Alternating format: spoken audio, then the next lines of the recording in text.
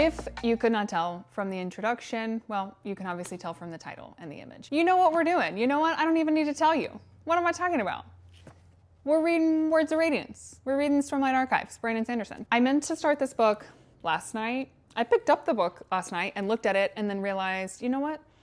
I don't remember anything from Way of Kings. I read it, I would say, about 6 months ago, and I remember like the major story beats and characters and stuff, but so much of what I love about Brandon Sanderson's books and series is how he ties little pieces throughout and drops these Easter eggs and things, and so I wanted to be a little bit up to date, not so much that I was willing to reread a 1,000-page book. That is why I thank God for people who make recap videos for books and series on YouTube. I watched, it was the funniest video. It was a good recap, but also just very entertaining. I think her name is Jess. I will definitely, of course, put her info here, link her channel in the description. It was actually really helpful. So I'm like up to date. I feel like I know what I'm doing. I had a conversation with my husband about it. He has previously read these books and he has been like, you know, chomping at the bit, shaking the bars of his enclosure, wanting me to read these books so we can talk about them. And I did start the book this morning. I went on a little hot girl audiobook walk. I did listen to the prologue, essentially like the first chapter, which is so funny because it shows 40 minutes of the audiobook. And I'm 1% of the way through the book because it is a 48-hour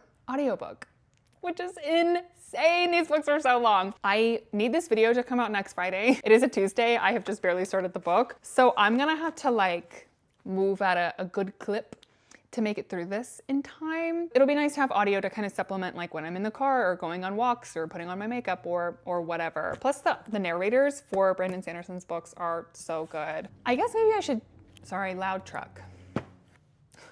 Maybe I should tell you what these books are about. I mean, obviously I can't really tell you what is happening in this one, first of all, because I don't really know. I just started it, but also it's the second in a series. The Stormlight Archive is Brandon Sanderson's high fantasy series. I mean, all of his stories are pretty epic fantasy, but in his larger universe that he writes, the Cosmere, the Stormlight Archive is kind of like the big series at the center of it all. All of the books are notoriously over 1,000 pages. So involved, he really gets down to the nitty-gritty with every detail as far as politics and magic systems and all those sorts of things. How to explain this world? Every time I try and talk about these books, I'm like, well, there's war and magic.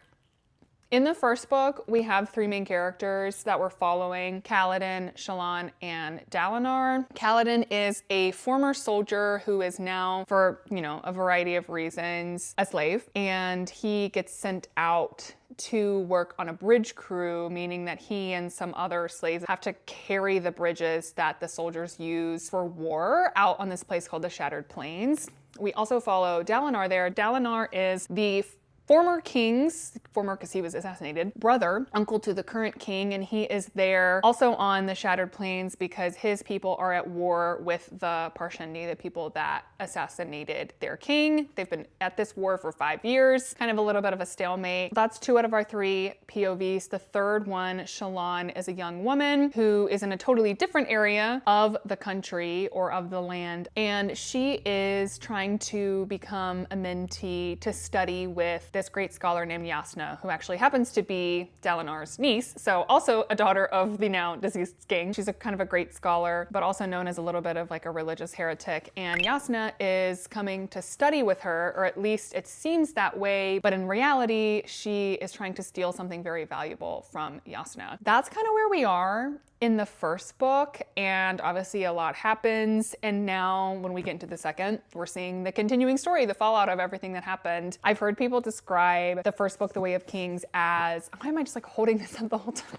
It's a good workout. It's a bicep workout. I've heard people describe The Way of Kings as essentially a 1,000-page prologue. And in a lot of ways it feels like that. I mean, it was a great book. I gave it 4 stars. I really enjoyed it, but I feel like I'm ready for like the real meat of the story. I'm ready for like some crazy stuff to go down and for us to see major character development. So I'm hoping that's what I'm gonna get. I've got like a couple hours. I need to sit and get at least 100 pages, if not more, into this tonight. I'm so excited. We are driving into the next city over. There is a historic downtown theater that hosts movie showings, and in March they're doing Barbara Palooza. They're showing like a bunch of different Barbra Streisand movies. Tonight is What's Up Doc, which is like one of my favorite movies of all time. To see it on a big screen in a historic theater is just my dream.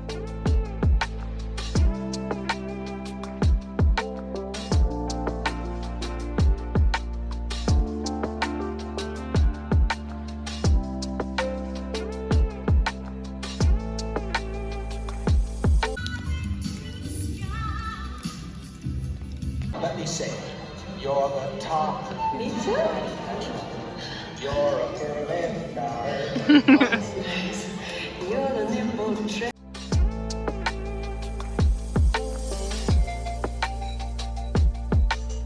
I'm at the farmer's market this afternoon, going to go see if I can get some scallops from this little seafood stand that I like here. My husband requested scallops for his birthday dinner tomorrow night. Then my plan is to go sit at a coffee shop for the rest of this afternoon and read Words of Radiance. I made pretty good progress yesterday. I'm almost done with part 1, which is I think the first 200 pages or so of the book. I sat and read for a while yesterday afternoon and listened to some on audio when we were driving to and from the movie last night, which was so much fun, by the way. I had such a blast.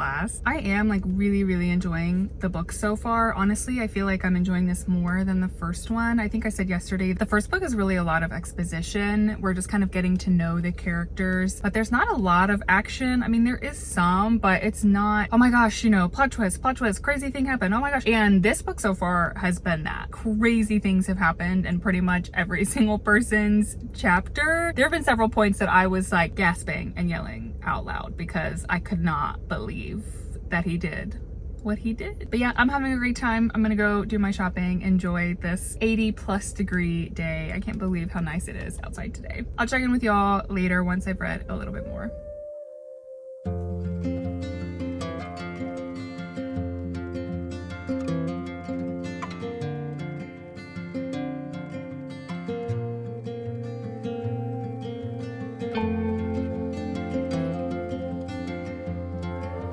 I just realized that I cannot go straight to the coffee shop because I have raw fish in my bag. I did find some scallops. So I'm gonna go home, drop my wares off, and then we'll go read at the coffee shop.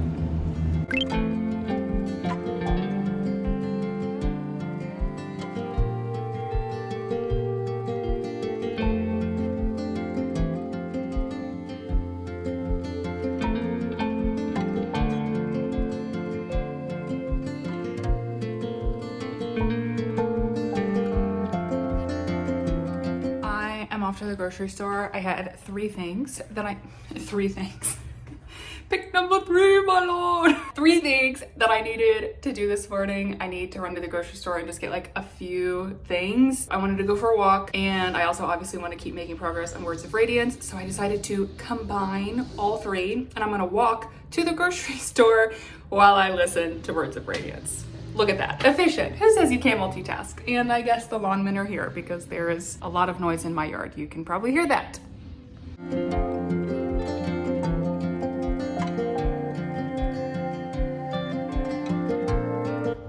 mother-in-law brought me these from her yard. They're so pretty.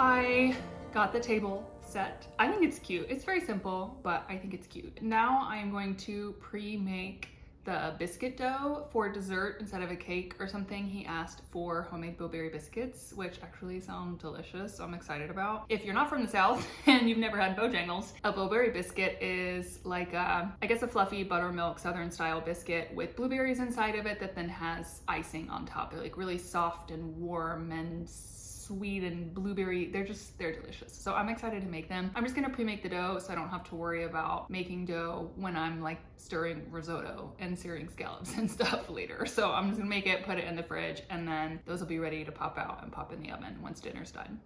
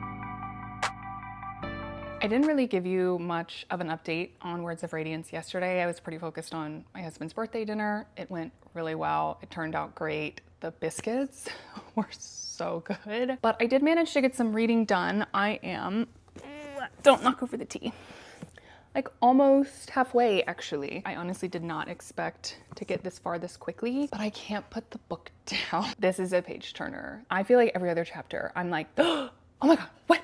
No way. Ah, ah.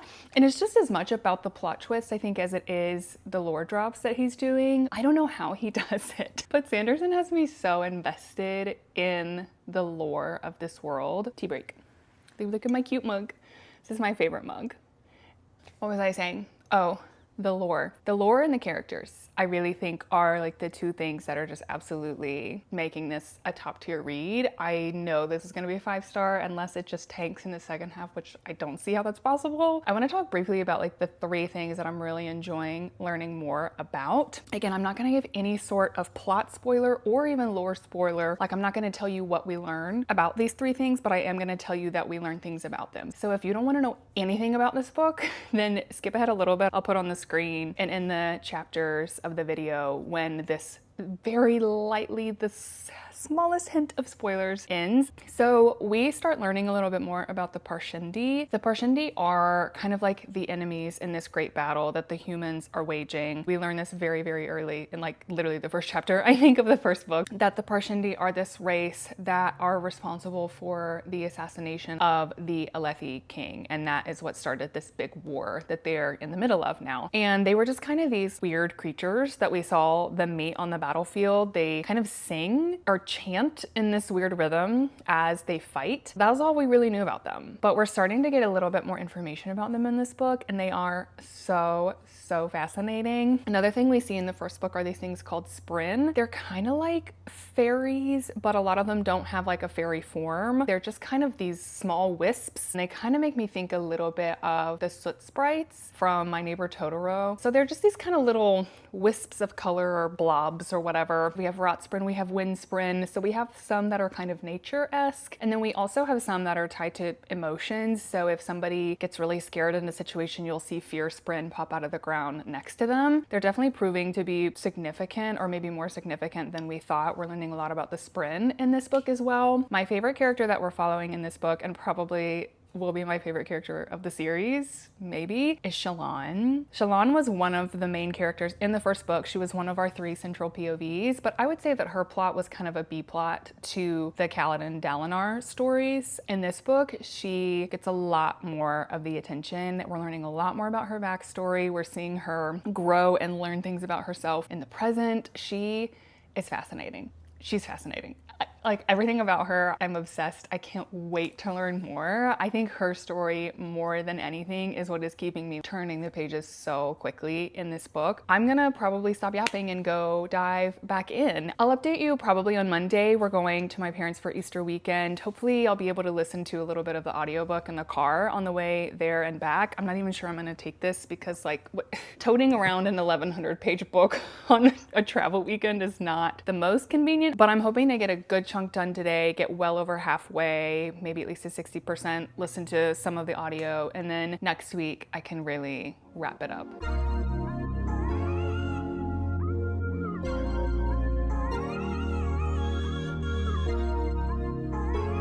Time was short, the ending near, as through those mounts our fleet did dash. It was right upon him, even going down the other side of the mountains. He was unable to stay very far ahead.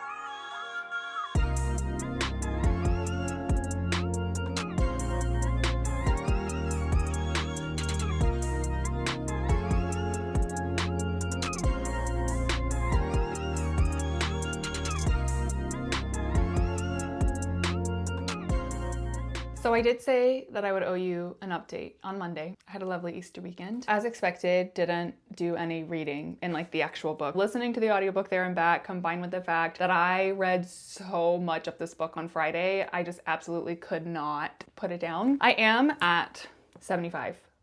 And I will say that I think the Sanderlanche has officially begun. If you are not familiar with Brandon Sanderson or his books or any of the conversation around them, most of his books have what we call a Sanderlanche at the end, meaning the last anywhere between 15 to 25% of the book just absolutely explodes. Most books, especially fantasy books, are gonna have a big, action-packed climax at the end, but there's just something extra that Sanderson puts in these endings. The most unexpected, crazy things will happen. He will kill off major characters. I mean, that's not a spoiler for this book because I don't know what happens at the end of this book yet. I hope he doesn't kill off major characters. Once the Sanderlanche hits, it is seriously like a boulder rolling down the hill. You're not gonna stop this, and it's basically impossible to put the book down. It's just now lunchtime. The only thing I really need to do today is run a couple errands. So I think I can probably dedicate the rest of the day to reading this book. It's so good. I just reread the end of the last chapter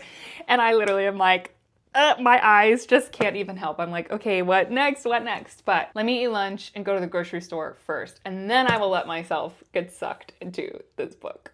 I have reached a particular scene/set of scenes, which has been probably my favorite thing I've read in any of the Stormlight books so far. It's so good. I'm having so much fun. It is just chef's kiss. Perfection!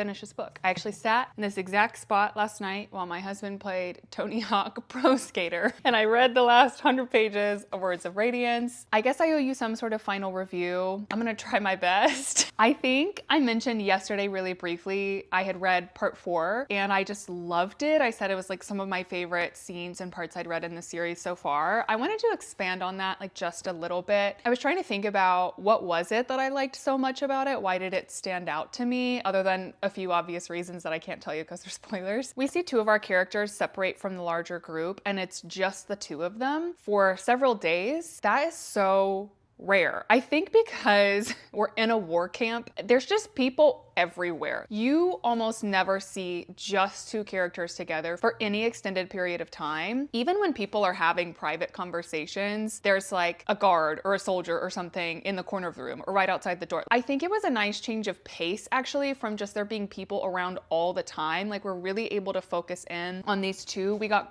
great character development. We got great development in their relationship. I also think he did a really good job of building tension through this section. The thing about this book, the thing about these characters is that every single person has a secret, like at least one. And they probably all have layers and layers of secrets. Some of those secrets we as the reader know, some we don't. And especially the ones that we do know, there's just this constant underlying tension of like, okay, in what manner is somebody else gonna figure out the secret? Because it's surely not gonna, stay hidden forever. So what's gonna happen? Are they gonna tell somebody? Are they gonna like be forced to display their powers in a certain situation? I was just on the edge of my seat. Which of these 2 characters is gonna break first and kind of force things out into the open? So I think that's why I really enjoyed that section. It was a lot of fun to read. Something else I really liked about this book that has been a thread throughout the first and second books is this idea of old magic reawakening, old folktales kind of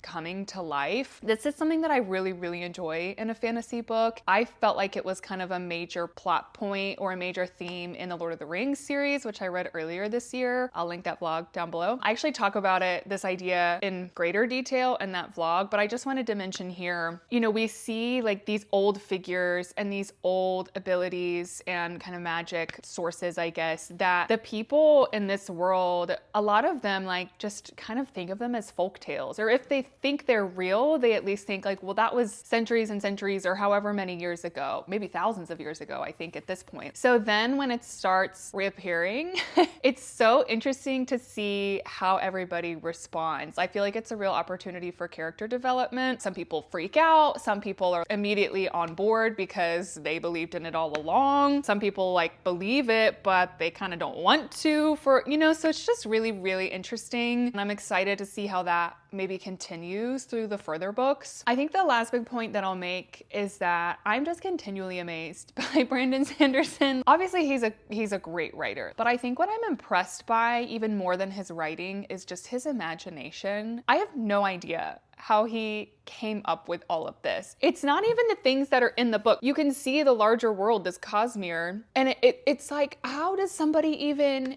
come up with this and keep track of it? He must be so incredibly organized. I think the thing that amazes me most about how he gets lore into these books is in these chapter headings. So every chapter, let me show you one that like won't be the biggest spoiler in the world. Okay, just don't read too closely. Each chapter has a number, a title, this kind of picture, and then in italics, these chapter headings. And these chapter headings are enormously important. He puts such important information in those. You cannot skip them. I think I learned that during Mistborn when I got to the end of the Mistborn trilogy and I was like, oh my gosh, that's what they were talking about all along in those chapter headings. I should have paid more attention. So I've been paying very close attention to the chapter headings in these. He's giving you lore about things that aren't even in these books, or at least we don't know that they're in these.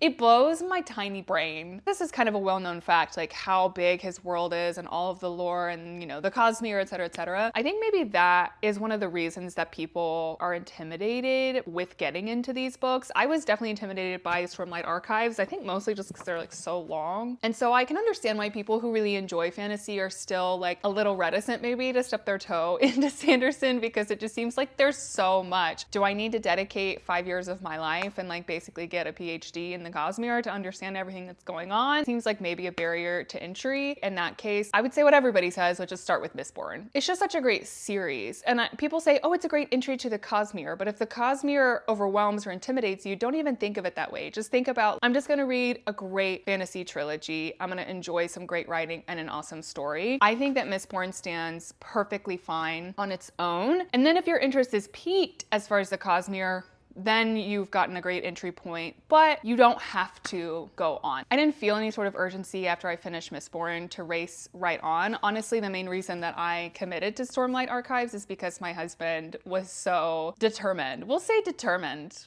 to get me to read these books. He was like, you're gonna love these. I know you're gonna be obsessed with these. He was right. He was right. I don't like saying it, but he was right. We've had daily yap sessions about it, which is really funny. He'll come home from work and he'll be like, so what happened today? And then I'll like tell him the long list and then we'll talk about it for like 2 hours. I literally think we maybe talked about this book for like 2.5 hours yesterday. If you've read the book and you do want to know some of the more spoilery things, my plan is to put those in my Storygraph review. In Storygraph, you can hide things behind a spoiler wall. I'll link that review in the description. While you're there, if you want to friend or follow me on Storygraph, you're totally welcome to. I write reviews for everything that I read. I could talk about this book for hours, but I think we're gonna wrap it up here. Easy 5-star. I will be continuing this series. The next thing up is a novella, and then the next big chunker I have after that is Oathbringer, which I need to buy. Oh no. I guess I gotta go to the bookstore. Anyway, thank you all so much for hanging out. I hope that I have convinced you to, if not read the Stormlight Archives, to give Brandon Sanderson a try. Enjoy some fantasy. We all need a little fantasy in our lives.